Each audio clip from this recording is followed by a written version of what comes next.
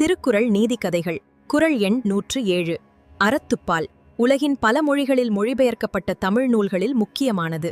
எழுமை எழு பிறப்பும் உள்ளுவர் தங்கண் விழுமம் துடைத்தவர் நட்பு. ரோமாபுரியின் பேரரசன் ரோமுலஸ். அவனின் ஒரு தீர்ப்பு வாழ்வையும் மாற்றும், அதே தீர்ப்பு மரணத்தையும் வரவழைக்கும். நான் லூசியஸ். இன்று அடிமைத்தனத்திலிருந்து தப்பிக்கிறேன். இந்த காடு பயமாயிருக்கிறது, ஆனாலும் நான் முன்னே போவேன். ஓஹோ, இது என் முடிவா?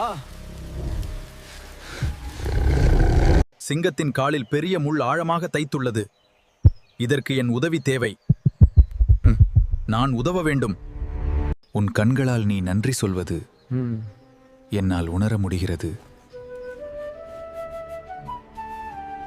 விதி மீண்டும் என்னை பிடித்துவிட்டது.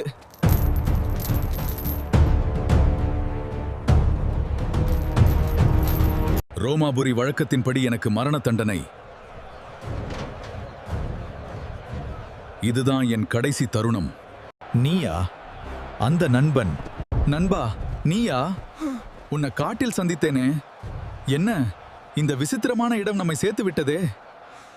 லூசியஸ், உனது நன்றி என் மனதை வென்றது. இனி நீ சுதந்திரன், இந்த சிங்கமும் விடுதலை. எழுமை எழு பிறப்பும் உள்ளுவர் தங்கண் விழுமம் துடைத்தவர் நட்பு.